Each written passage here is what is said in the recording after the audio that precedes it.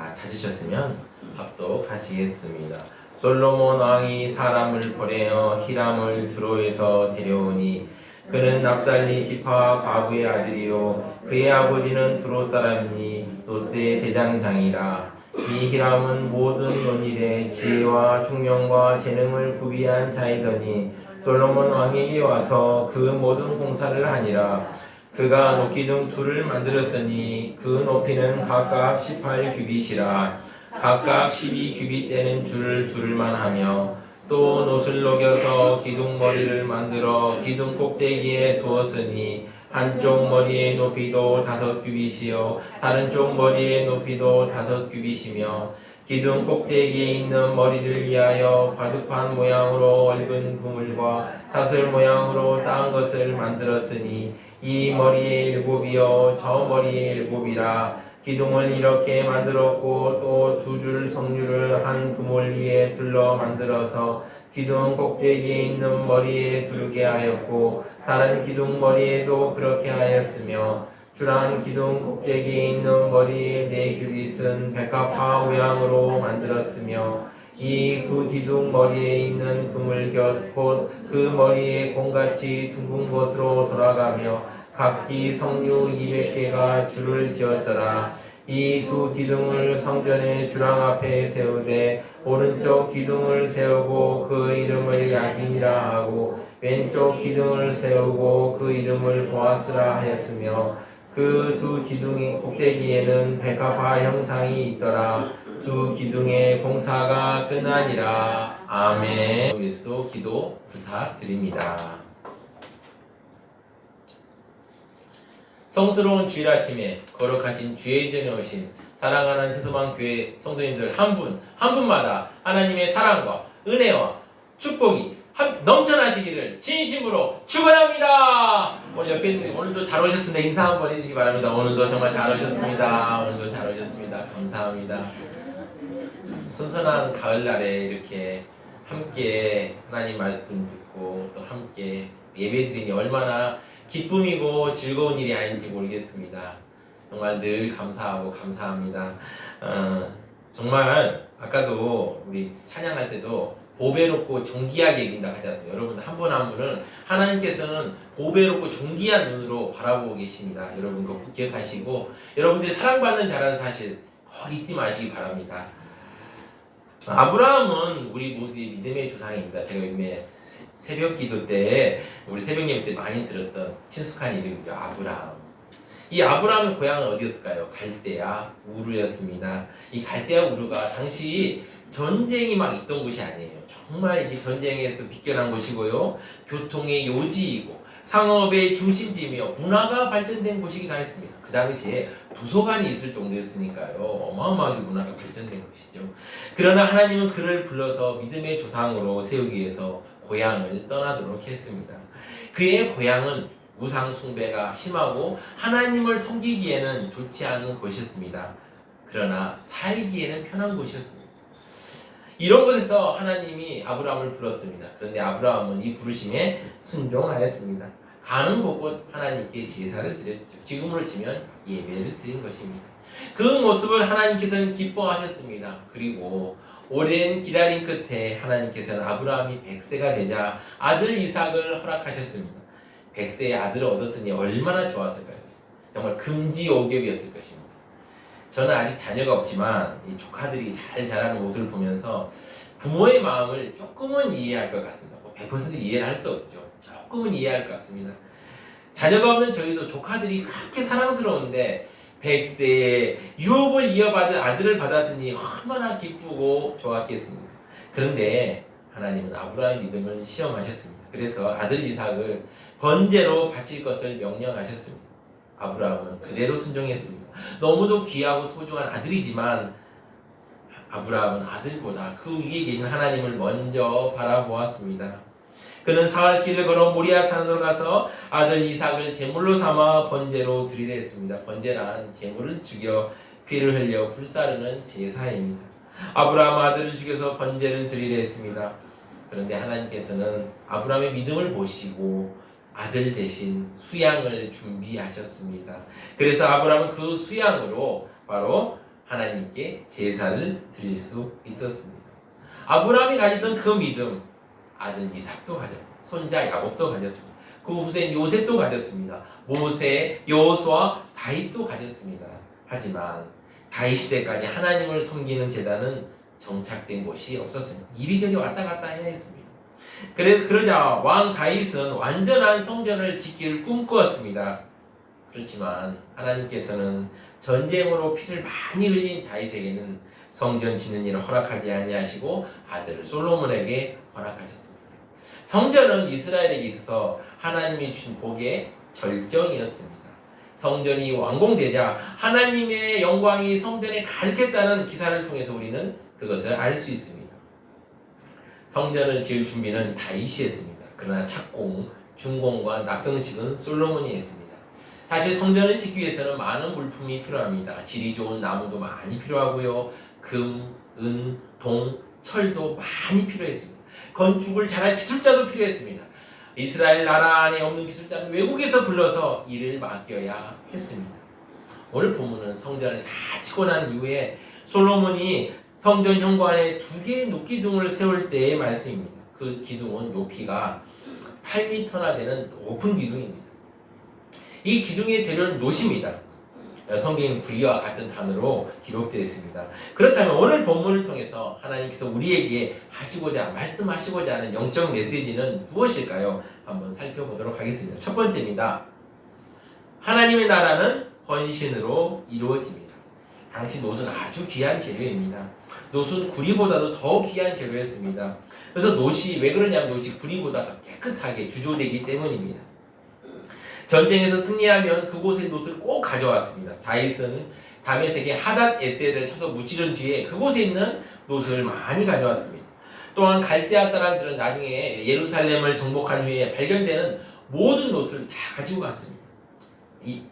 그만큼 노수는 중요한 금속이었지만 이스라엘은 금속 세공의 전통이 그리 길지 못했기 때문에 고도로 숙련된 전문가가 없었습니다. 아름다운 성전을 건축하기 위해서 솔로몬은 그 멀리서부터 데려왔습니다. 그런데 놀라운 점은 그 재료를 다룬 사람은 북쪽 두로 지방 출신의 히람이었습니다. 13절을 보시면 솔로몬 왕이 사람을 보내어 히람을 두로에서 데려오니 왕이 사신을 파견합니다. 그리고 나서 성전 건축에 필요한 자재뿐만 아니라 기술력도 두로에서 지원받기를 원했습니다. 두로가 지금으로 치면 말씀드리면 페니키아, 지금은 레바논 지역이죠. 거기서 지원받기를 원했습니다. 그래서 히람이라는 사람을 데려옵니다. 히람은 성전 건축을 위해서 두로에서 예루살렘으로 왔습니다. 그는 어떤 사람이었을까요? 그는 노련하고 지혜 있는 기술자였습니다. 14절을 보시면 그는 납달리 지파 과부의 아들이요 그의 아버지는 두로 사람이니 노스의 대장장이라. 이 히람은 모든 논일에 지혜와 총명과 재능을 구비한 자이더니 솔로몬 왕에게 와서 그 모든 공사를 하니라. 히람은 기술자였습니다. 납달리 지파 과부의 아들입니다. 그의 아버지는 두로 사람이었고 노스의 대장장이었습니다. 노스를 잘 다루는 아버지 밑에서 히람은 노스를 어떻게 다루는지를 배웠습니다. 노스를 잘 다루는 것은 당시 고급 기술이었습니다. 아무나 배울 수 없었습니다. 이 히람의 능력에 대해서 성경은 이렇게 말합니다. 이 히람은 모든 논일에 지혜와 총명과 재능을 구비한 자이더니. 노스를 다루는 일에 있어서 전문가임을 말하고 있는데 이 고대 사회는 그런 것 같아요. 출신이 정말 중요합니다. 이 사람이 어떤 집안의 출신이냐, 어떤 환경에서 자라났느냐를 아주 중요하게 봅니다. 그런데 그는 과부의 아들이죠. 이 과부의 아들이라는 건 고대 사회에서 상당히 불리한 조건의 사람인데도 불구하고 이렇게 찬사를 받았다는 것은 그의 실력이 최고라는 사실을 알 수 있습니다. 그가 솔로몬 왕이 와서 그 모든 공사를 하게 되었습니다. 하나님의 나라를 위해서 우리는 어떻게 해야 될까요? 우리는 헌신해야 됩니다. 두로에서 예루살렘까지 와서 성전을 짓기 헌신한 것처럼 우리 모두는 하나님의 나라를 위하여 헌신해야 합니다. 하나님의 나라는 우리에게 이미 임하였습니다. 그러나 아직 완성되지 않았습니다. 우리는 하나님의 나라를 함께 이루어 나가야 됩니다. 우리가 함께 신앙생활하는 교회도 마찬가지입니다. 찬양할 수 있는 사람은 찬양으로, 안내할 수 있는 사람은 안내로, 기도할 수 있는 사람은 기도로, 예배 교제를 돕는 일을 잘할 수 있는 사람은 친교로 교회를 세울 수 있습니다. 우리는 하나님 우리에게 주신 은사와 재능을 가지고 교회를 세워야 합니다. 내게 주신 재능이 무엇입니까? 내가 할 수 있는 일이 무엇인가 찾으시길 바랍니다. 히람은 노 대장장이로 참으로 귀한 기술을 성전에 사용하여 섬김으로 성경에 이름이 기록되었습니다.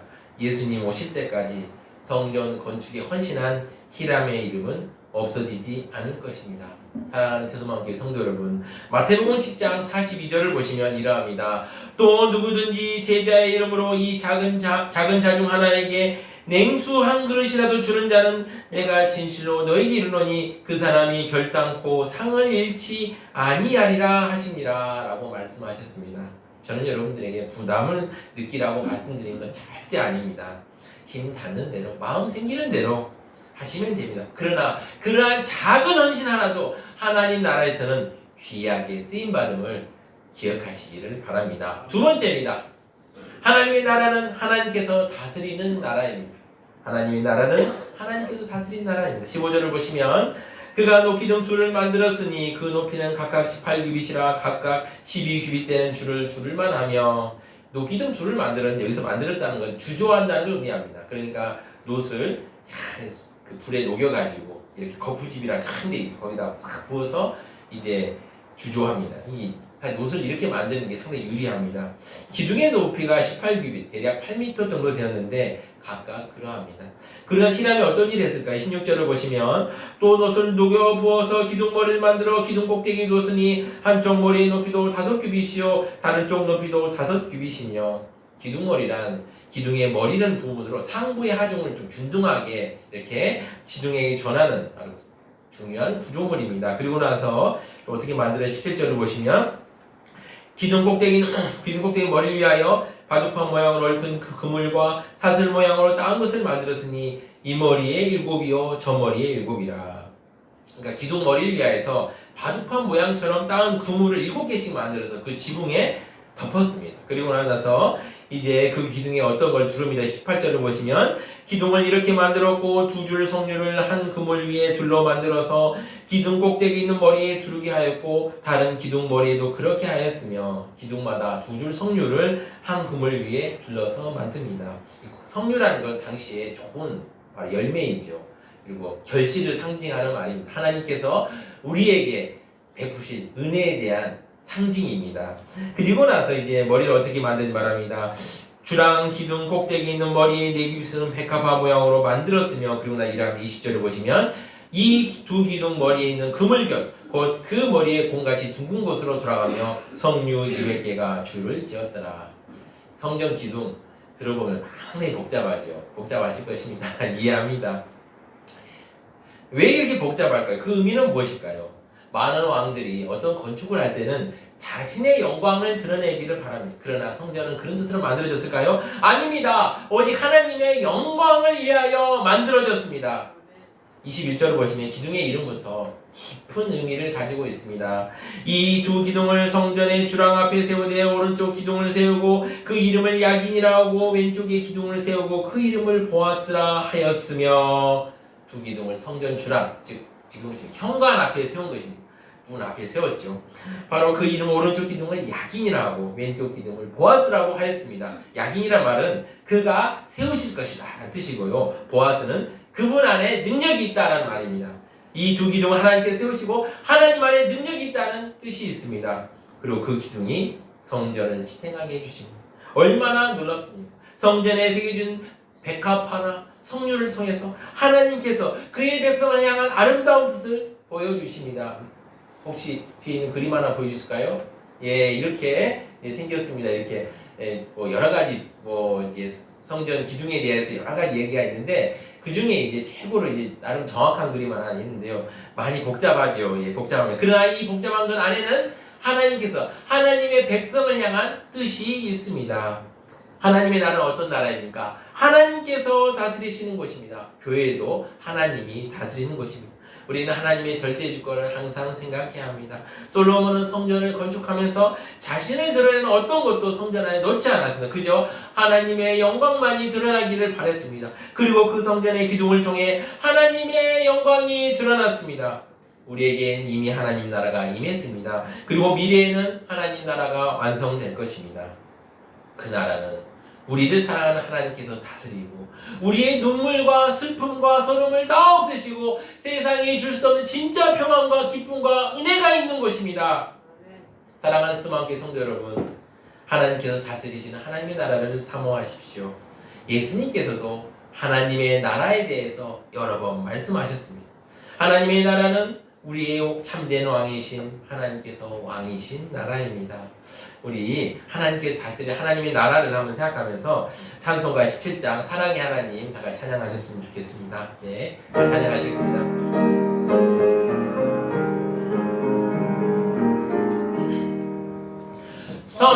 사랑의 하나님 이곳에 계시니 주 영광이 성전에 가득히 넘치네. 거룩한 주님 앞에 죄인된 우리들 경건한 마음으로 찬양합니다. 은혜의 예수님 우리 죄 인하여 속죄의 큰 사랑을 이루어 주셔서 율법의 멍에에서 해방해 주시니 복음의 자유를 감사합니다. 위로의 성령이 우리의 마음에 늘 함께 계시오니 큰 힘이 됩니다. 슬픔도 두려움도 넉넉히 이기니 이 세상 끝날까지 함께 하소서. 아멘.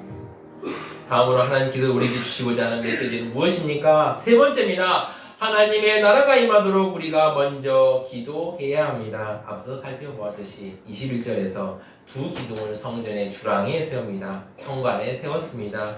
보통 건물의 기둥을 어디에 세웁니까? 건물 중앙에 세우지 않습니까? 그러나 솔로몬의 성전은 달랐습니다. 현관에 세웠습니다. 이것은 기둥에서 나타나는 하나님의 나라가 먼저라는 사실을 보여줍니다. 우리는 하나님의 나라가 이 땅에 임하도록 그리고 우리에게 임하도록 기도해야 합니다. 우리는 예수님께서 우리에게 가르쳐주신 기도의 모범을 압니다.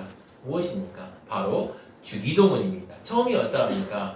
하늘에 계신 우리 아버지여 이름이 거룩히 여김을 받으시오며 나라의 임하옵시며 라고 시작되지 않습니까? 예수님께서 기도하실 때 먼저 하나님 아버지 이름이 거룩히 여김을 받도록 기도하는 것 다음에 하나님의 나라가 이 땅에 우리에게 임하도록 기도하라고 가르쳐 주셨습니다. 이것을 통해서 우리는 우리 필요를 구하기에 앞서 먼저 하나님의 나라를 위해 기도해야 함을 알 수 있습니다. 우리는 이 땅에 우리 교회에 하나님의 나라가 임하도록 기도해야 합니다. 이 분쟁과 다툼 많은 이 땅에 하나님의 나라가 임한다면 얼마나 복되고 행복하겠습니까? 우리는 이것을 위해 기도해야 합니다. 저는 최근에 미국 세계 선교사를 1등으로 많이 보냈던 나라 어디입니까? 미국 아니겠습니까? 미국이 최근에 지옥으로 변하는 걸 제가 보았습니다. 2주 전 어떤 유튜버를 통해서 사진 하나 보여드릴까요? 네, 여기 금문교로 유명한 곳 있지 않습니까? 바로 샌프란시스코죠. 정말 아름다운 곳입니다. 기후도 따뜻하고 정말 좋은 곳입니다. 그런데 이 유명한 도시 샌프란시스코가 이제는 노숙자와 범죄자들의 천국이 되는 것을 제가 보았습니다. 마트에서 강도와 절도가 수시로 일어나서 마트가 더 이상 버티지 못하고 가게 문을 닫습니다. 명품 가게가 떼강도들 때문에 수억 원 상당의 명품이 털리는 것을 보았습니다. 그리고 어떤 지역에 가면 정말 위험하다고 통제하는 것을 보았습니다. 마약하는 사람들을 위해서 주사기를 무료로 막 나눠주면서 주사기를 치우는 것만으로 많은 돈이 들어갑니다. 또한 길거리에 오물들은 얼마나 많은지요. 돈 많은 사람은 도망이라도 가지만 없는 사람은 그 어려움을 그대로 겪어야 합니다. 우리는 우리가 살고 있는 이 땅에 하나님의 나라가 임하도록 기도해야 합니다. 예수님께서 말씀하셨습니다. 마태복음 6장 33절에 이렇게 말씀하셨습니다. 다 같이 읽겠습니다. 그런즉 너희는 먼저 그의 나라와 그의 의를 구하라. 그리하면 이 모든 것을 너희에게 더하시리라. 아멘. 우리 모두는 예수님께서 보여준 기도의 모범을 본받아 우리의 필요에 앞서 하나님의 나라가 이 땅에 임하도록 기도해야 합니다. 요즘에 저는 이렇게 기도하려고 애씁니다. 성도님들을 위한 기도, 또 나를 위한 기도도 하지만 우선적으로 하나님의 나라가 이 땅에 이루어지도록 기도합니다. 많은 사람들은 순서가 잘못되어 있거나 하나님의 나라를 잊어버리곤 합니다. 잊어버릴 수 있죠. 왜냐하면 나의 필요가 너무 필요하기 때문에 그 필요를 위해서 기도하는 것 누구나 다 그렇게 할 수 있고 저도 그러하기도 합니다. 그러나 예수님께서는 하나님의 나라를 먼저 구하고 그 다음에 나의 필요를 구할 것을 예수님께서 말씀하셨습니다. 사람들은 나의 필요가 채워지면 자연스럽게 하나님의 나라가 임할 것이라고 생각합니다. 그러나 그렇지 않습니다. 우리의 개인적인 소원이 먼저 이루어지는 것이 가장 중요한 목적만 되면 정작 우리는 그 소원조차도 누리지 못합니다. 저는 우리나라가 지금 이 정도라도 나라를 유지하고 발전한 이유가 과거 믿음의 조상들의 기도와 헌신 때문이라고 생각합니다. 과거에 우리 조상들은 이 땅에 하나님의 나라가 임하기를 간절히 기도했습니다. 과거에 우리 조상들은 교회에 하나님의 나라가 임하기를 간절히 기도했습니다. 우리 사회가 완벽하진 않습니다. 부족한 부분도 많습니다. 정말 답답한 부분도 많습니다.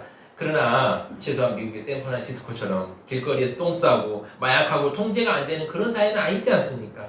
얼마나 많은 믿음의 선배들이 이 땅에 하나님의 통치가 임하는 하나님의 나라가 되기를 기도했습니까? 한국전쟁 때 이야기를 제가 한번 드려보고자 합니다. 한국전쟁 때 가장 큰 위기는 언제였을까요? 8월 말부터 인천 상륙작전이 시작되는 9월, 10월 사이가 우리나라는 정말 큰 위기였습니다. 그때 정말 낙동강 방어선으로 최선을 막고 있었는데 몇 번 뚫릴 뻔했습니다. 그리고 9월 5일부터 12일 사이에 드디어 한번 뚫렸습니다. 한번 지도 한번 보여드릴까요? 예, 경상북도 영천에서 드디어 낙동강의 방어선이 뚫렸습니다. 뚫려서 인민군들이 그 영천으로 들어가서 경주로 남하하고 있는 상황이었습니다. 이 전투는 9월 5일부터 12일까지 정말 치열한 마지막 대전투였는데요. 이제 사람들은 영천이 뚫렸으니 부산으로 내려가는 길을 막을 부대가 없구나, 이제는 끝났구나 라고 생각했습니다. 그쯤에 사진 하나 보여드릴까요? 부산의 초량교회에서 전국에서 피난 온 250명의 목회자와 장로들이 모였습니다. 당시 유명한 신학자들 한상동, 박형룡, 박윤선 목사를 중심으로 8월 말에서 9월 중순까지 2주 동안 국난 극복을 위한 구국 기도회를 열었습니다. 설교와 기도로 이루어진 첫째 주간 집회에 회개 은혜가 임하기 시작했습니다. 회개 기도는 일주일 동안 이루어졌는데요. 간절한 마음으로 하나님께 부르짖었습니다. 신사참배를 통해 무상숭배의 죄를 범한 걸 회개했고 성도들과의 간음죄, 양떼를 버리고 먼저 도망 나온 비겁한 마음들을 회개하오니 나라와 민족을 구원해 주시라고 간절히 기도했습니다. 이 회개 기도에 참석한 어떤 집사님은 당시 목사와 장로들의 회개는 참으로 진지했고 그 기도회가 얼마나 간절하고 뜨거웠던지 기도회가 끝날 무렵에는 모두 기진맥진한 상태였다고 증언했습니다. 이렇게 통해 자복하며 기도한 후에 3일 후에 인천 상륙작전이 이루어지며 전세가 바뀌게 되었습니다. 저는 이러한 역사적 사실을 보면서 이 땅에 진정한 하나님의 나라가 임하도록 기도한 일이 중요하다는 것을 깨달았습니다. 우리는 이 땅에 하나님의 나라가 임하기를 기도해야 됩니다. 이 땅에 하나님의 나라가 올 것을 사모하며 우리 다 같이 찬양하시겠습니다. 주님 다시 오실 때까지 힘차게 찬양하시겠습니다. 주님 다시 오실 때까지. 네. 제가 안 넣었나요? 네. 그냥 찬양하시기 바랍니다.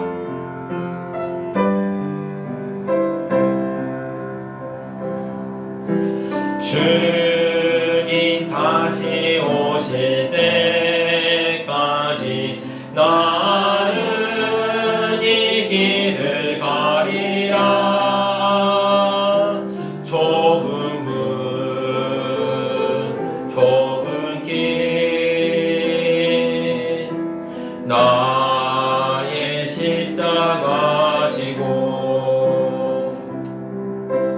나의 발은 이 길 끝에서 나는 주님을 보리라. 영광의 내 주님 나를 맞아주신 주님 다시 오실 때까지 나는 일어나 달려가리라. 주의 영광 온 땅 덮을 때 나는 일어나 노래하리. 내 사모하는 주님 온 세상 굳으시라. 내 사모하신 주님 영광의 주님까지 오실 때까지라.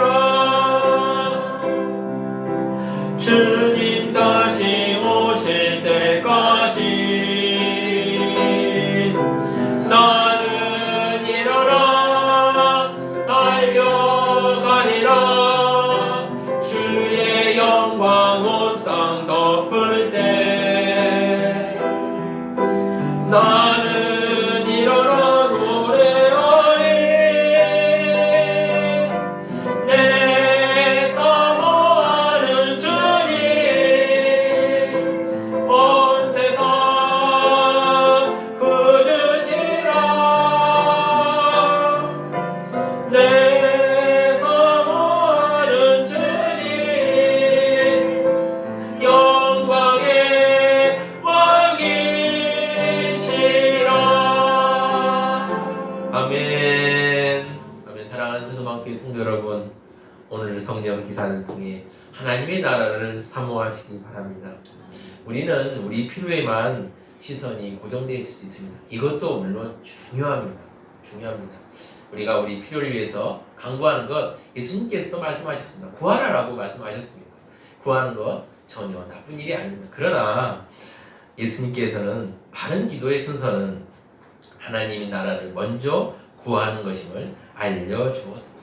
예수님께서 가르쳐 주신 대로 기도하여서 하나님께서 기뻐하시는, 항상 기뻐하고 쉬지 말고 기도하며 범사에 감사하시는 세소망교회 성도들 되시기를 진심으로 축원합니다. 우리 다 같이 합심하여 기도하겠습니다. 세 가지 기도 제목 두고 합심하여 기도하겠습니다. 첫 번째입니다. 헌신함으로 하나님의 나라를 같이 세우기 위해서 같이 기도하겠고요. 두 번째는 하나님의 나라는 하나님께서 다스리시는 나라임을 알고 우리가 따를 수 있는 마음을 달라고 기도해 주시고, 그리고 이 땅에 하나님의 나라가 임하도록 주여 한번 외치고 힘차게 기도하시겠습니다. 주여! 주님에 감사합니다. 아버지와 우리가 헌신함으로 하나님 나라를 같이 세울수록 주여 붙잡아 주시옵소서.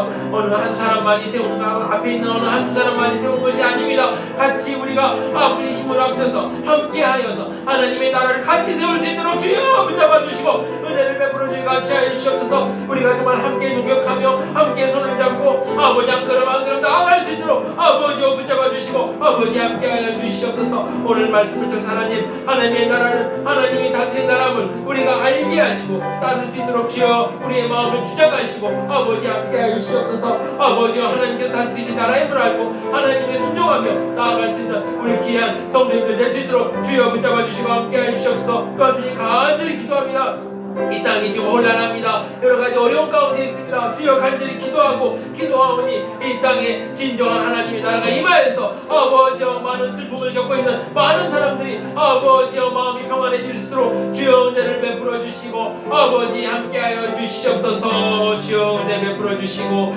같이 하여 주시옵소서. 사랑과 자비가 넘치는 하나님 아버지, 오늘 말씀을 통해서 하나님의 나라에 대해서 생각하게 하시니 감사합니다. 우리가 헌신함으로 하나님의 나라를 같이 세우고 하나님의 나라는 하나님께서 다스리신 나라임을 알고 따르며 이 땅에 하나님의 나라가 임하도록 인도하여 주시옵소서. 이 모든 말씀 우리 주 예수 그리스도의 이름으로 기도드리옵나이다.